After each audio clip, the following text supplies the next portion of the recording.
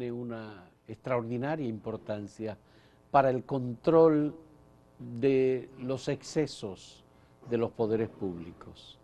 La Defensoría del Pueblo es una instancia constitucional en República Dominicana, llevada muy precariamente desde el 2010 hasta ahora, y la Cámara de Diputados está trabajando para seleccionar a los nuevos funcionarios de la Defensoría del Pueblo, que incluye al defensor del pueblo, los suplentes y los alternos, que tienen responsabilidades en diferentes áreas. Hemos invitado a Guadalupe Valdés, es una activista social, fue diputada en el Congreso Nacional y ha tenido una presencia pública cotidiana en la defensa de los derechos ciudadanos, los derechos de las mujeres y la lucha contra la corrupción y por la transparencia.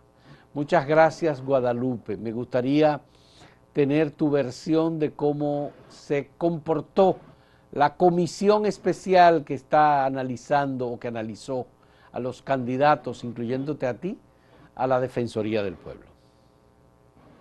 Bueno, muchísimas gracias, Fausto, por invitarme a Acento TV y poder a este medio comunicar mi pensamiento y mis reflexiones sobre estos que son relevantes para la vida democrática de nuestro país. Yo diría que no podemos hablar todavía de qué comportó, porque es como dicen ustedes los comunicadores, es una noticia en desarrollo, porque justamente en unos momentos se va a iniciar la en la cual se deberá conocer, está en el para la conformación de las ternas de la Defensoría del Pueblo. Yo diría que es un proceso que ha sido sumamente largo. La convocatoria inicial se dio en abril del 2019 porque a la presente incumbente, doña Zoila Martínez, se venció su periodo en febrero del 2019 y un mes después la Cámara debió iniciar el proceso y seleccionar de manera prácticamente inmediata. Sin embargo, por la situación del país, recordemos que finales del 2020, del 2019, fuerzas políticas tomaron prácticamente las inmediaciones del Congreso contra la reforma constitucional. Ahí se hizo una segunda convocatoria que la hizo la comisión anterior. Después vino el proceso electoral y los nuevos legisladores hicieron una tercera convocatoria, lo que hace que hayamos participado alrededor de 90 personas. Yo diría que hasta ahora la comisión ha cumplido con lo que debe de ser. O sea, hicieron la evaluación de los currículums, la depuración de los mismos, hicieron también la remisión de los mismos a el Ministerio de Educación Superior, Ciencia y Tecnología, para validar las titulaciones de grado y también son remitidos los expedientes a la Procuraduría General de la República para verificar que no hubiera conflicto con la ley. De los expedientes que calificaron, que fueron más de 80, la comisión designada a partir del 16 de agosto procedió este año, ya en el 2021, porque el 2020 fue todo el año de la pandemia, este año a realizar entrevistas que fueron públicas, se televisaron a través del canal de la Cámara de Diputados, y yo creo que esto es un avance en el procedimiento. ¿Dónde está? Y vamos a ver cuál es el informe que produce la comisión en el día de hoy, porque lo que se señala, lo que se dice, los rumores, es que ya las personas están seleccionadas, que de nada valió ese procedimiento o ese proceso que yo he descrito hasta ahora. Por ejemplo, ha circulado el tema de las notas, las calificaciones que sacaron algunos de los participantes, otras notas no se conocen. Nosotros lo que creemos que las calificaciones deben ser para todos los participantes, y que la ciudadanía pueda conocer. Pero también creo que ha habido un error en el sentido de hacer entrevistas, de poner unas calificaciones, y ella comenta es que esas calificaciones, incluso lo dijo el propio presidente de la Cámara, eran solo un aspecto que no era vinculante y no implicaba que tuviera que, uno se pregunta, ¿y para qué se hizo todo el proceso? ¿Para qué las entrevistas? ¿Para qué las calificaciones? ¿Para qué puntearon los diputados y diputadas de la comisión a los participantes? Si Aquí, ahora la decisión... Guadalupe, la preocupación realmente es que haya un favoritismo y que no se haya tomado en cuenta la calidad, el currículum, el historial profesional y de actuación pública de las personas que están aspirando. ¿Tú crees que ha habido algún tipo de favoritismo político con alguien o con algunos? ¿Hay segregación y daño o lesiones a otro de los aspirantes?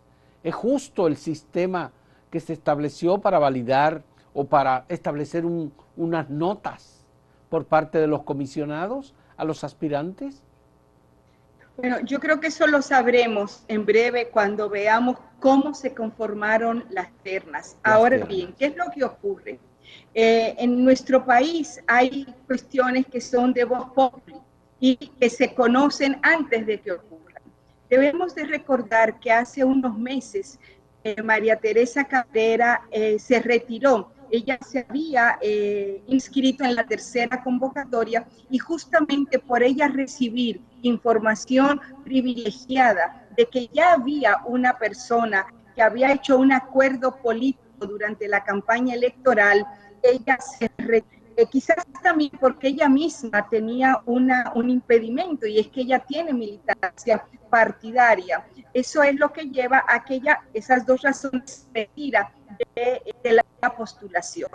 Y se comenta que hay un acuerdo político. Yo creo que eso sería muy nefasto para la Asia y para la Defensoría del Pueblo, que sea ese acuerdo político electoral de la pasada campaña electoral el que decida quién va a ser el defensor o la defensora del pueblo, porque no estaríamos contribuyendo a generar procesos, a nuevas formas de hacer la política, a lograr que el Congreso asuma la independencia de poderes del Estado que debe de tener como poder del Estado, y que los legisladores tomen decisión de manera propia. Incluso creo que sería todo lo contrario a lo que está pasando en estos días con respecto a las tres causales, que por ejemplo el presidente de la República ha señalado que él tiene una posición a favor de las tres causales, pero que deja en libertad a los legisladores.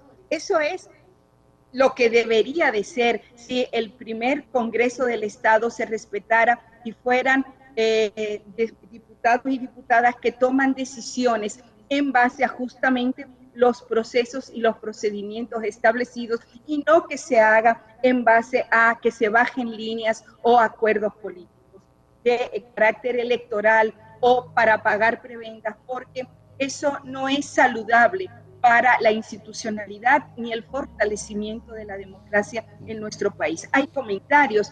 Yo creo que la comisión hay dos datos que tienen vinculación partidaria muy directa y que no debieron llegar hasta la última fase, porque tienen militancia actualmente y hay uno que renunció hace unos meses. Entonces, yo creo que no se puede ajustar la realidad a las leyes, sino que las leyes tienen que ser respetadas por todas y por todos. Bien, vamos a hacer una primera pausa, Guadalupe, y cuando retornemos vamos a tratar de comparar este proceso de selección del defensor del pueblo con el proceso de selección de los miembros titulares de la Junta Central Electoral, que fue el primero que se dio en esta administración del Partido Revolucionario Moderno. En un momento volvemos.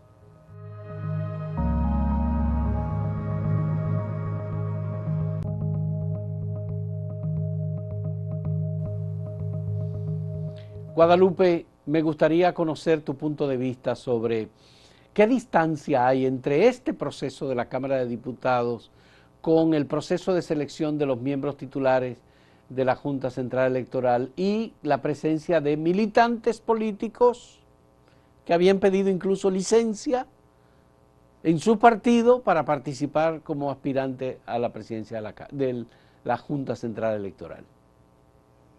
Bueno, yo creo que lo más importante es que la presión justamente de la ciudadanía para que la selección de los jueces de la Junta Central Electoral se hiciera justamente sobre la base de la probidad de las personas, su integridad, su experiencia, su competencia, que fuera respetado y que fueran personas que no tuvieran militancia partidaria. Es que cuando tú tienes militancia y renuncias a la misma para aspirar a un cargo, lo que estás es burlándote del pueblo, burlándote de la gente.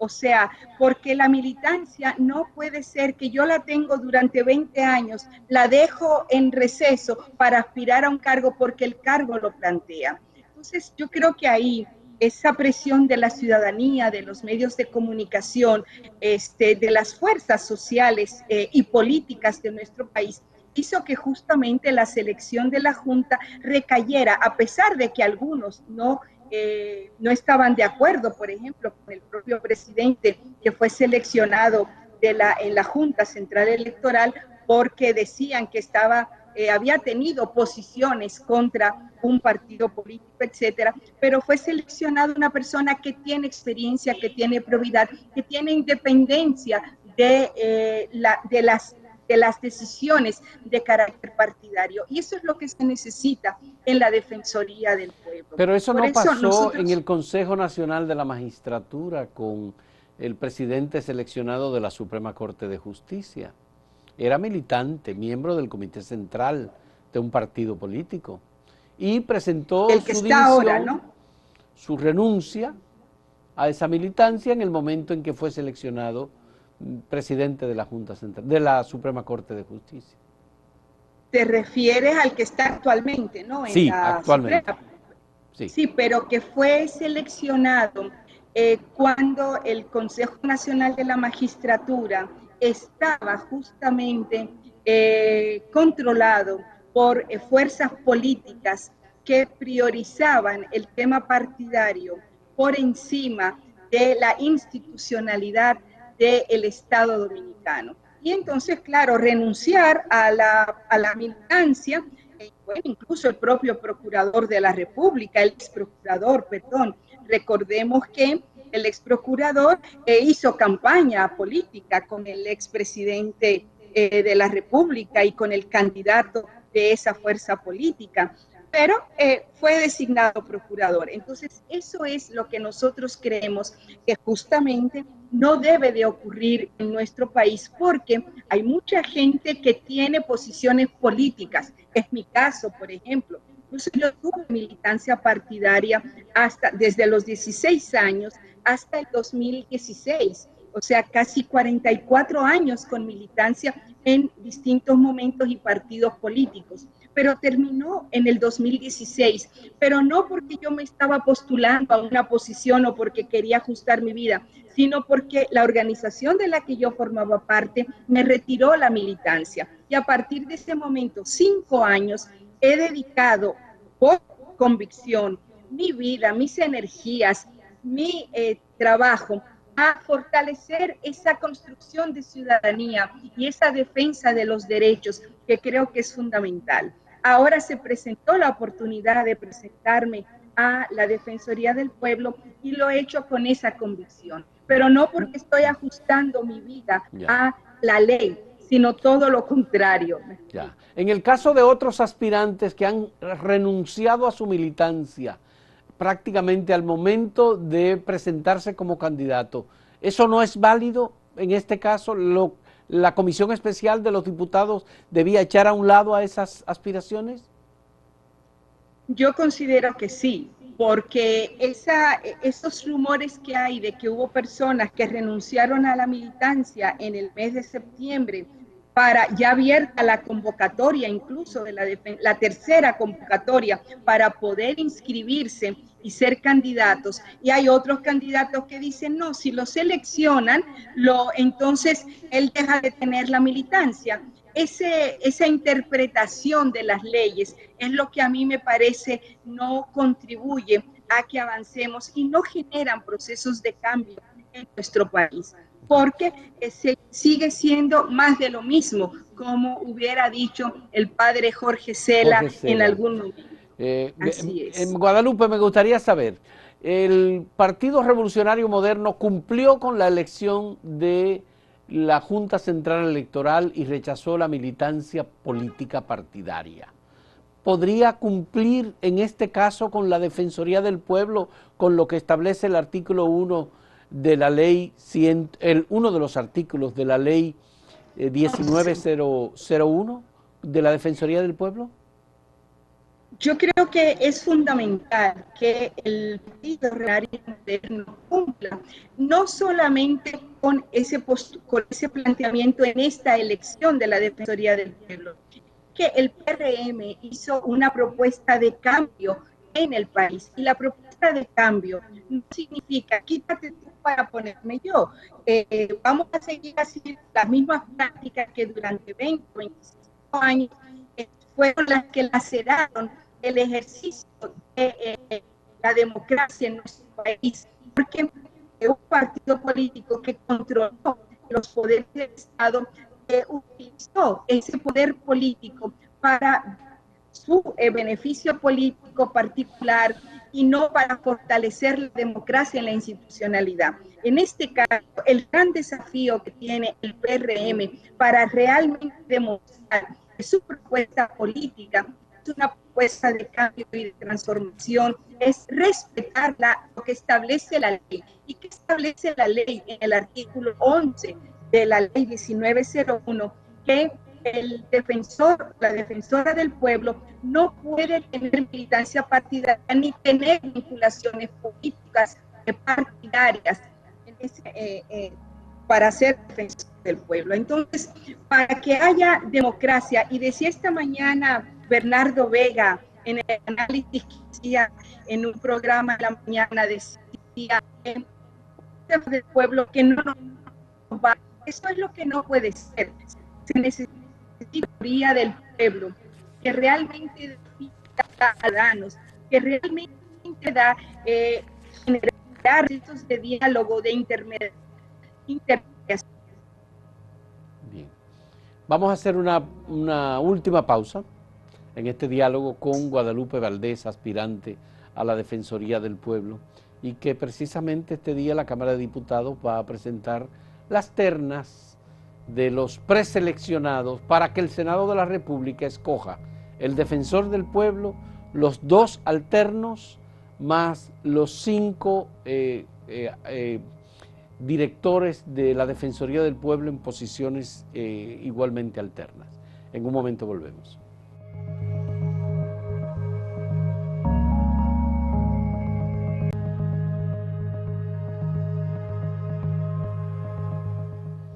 Guadalupe, no puedo desaprovechar la oportunidad para preguntarte tu punto de vista sobre las tareas que debía emprender el defensor del pueblo o la Defensoría del Pueblo, luego de haber hecho un ejercicio que de algún modo, en mi criterio, ha estado distorsionado de lo que es el verdadero rol de la Defensoría del Pueblo.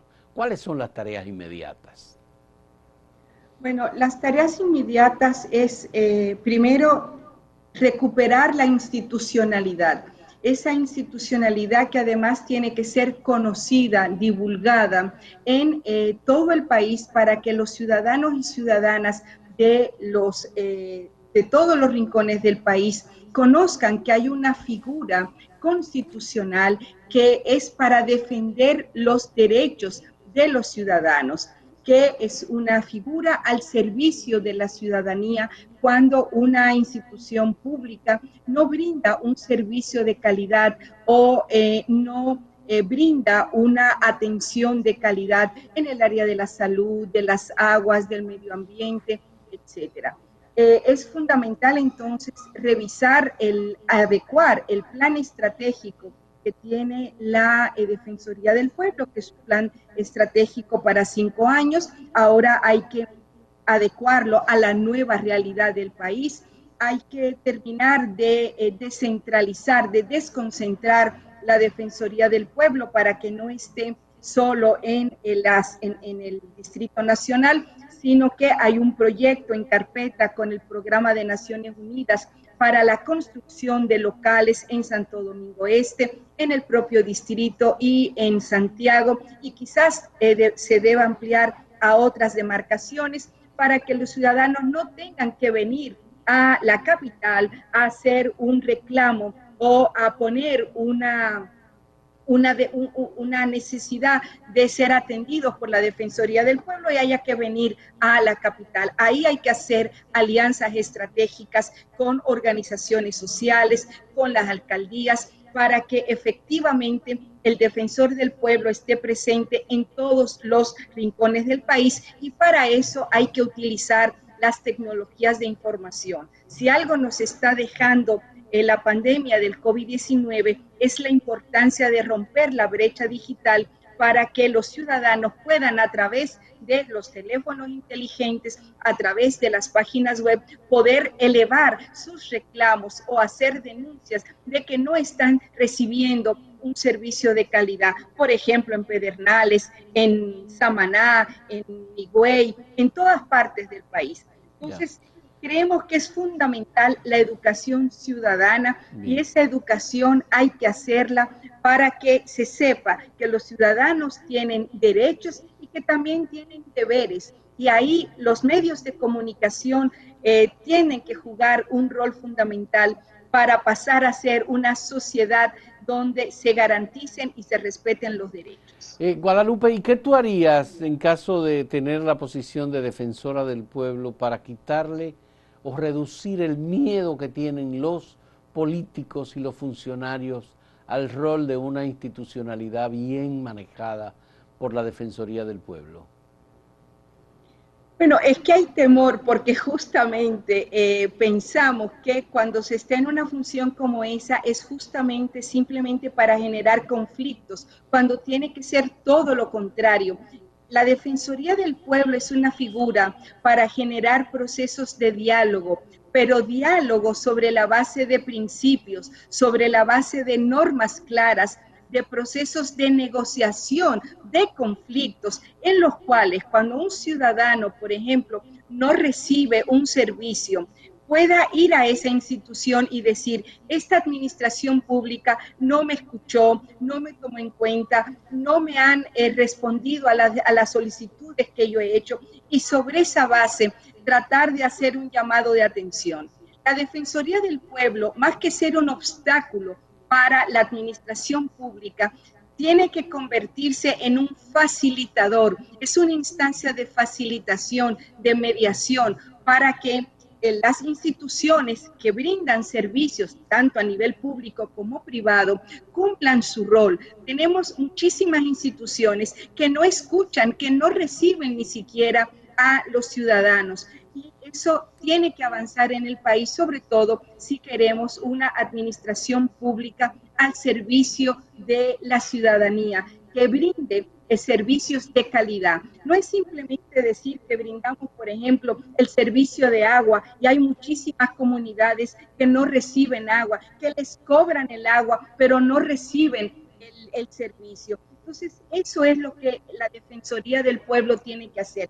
Muy alejado de la Defensoría del Pueblo es dar asistencias. Eso de regalar cosas, de brindar, de ir a llevar colchones si hay una emergencia, o de llevar agua si una comunidad necesita agua, es todo lo contrario a lo que debe de ser la figura del defensor del pueblo. Y esas prácticas hay que eliminarlas de una figura como la de la Defensoría del Pueblo, pero es una figura que hay que eliminarla del Estado dominicano, ese asistencialismo, porque cuando hablamos de derecho, y por eso decimos que es el Estado el que debe de garantizar los derechos, porque los derechos se garantizan con formulación de políticas públicas y con asignación de recursos en los presupuestos generales del Estado.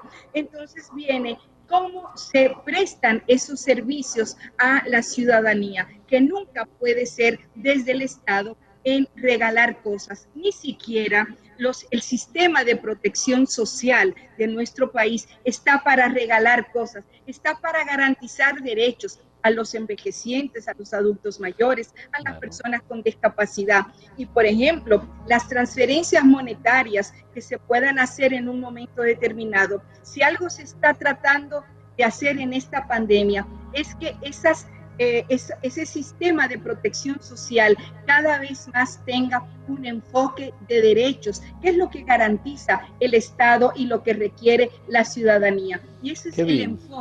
ese es el enfoque que nosotros quisiéramos que tuviera la Defensoría del Pueblo. Qué bueno, me alegra.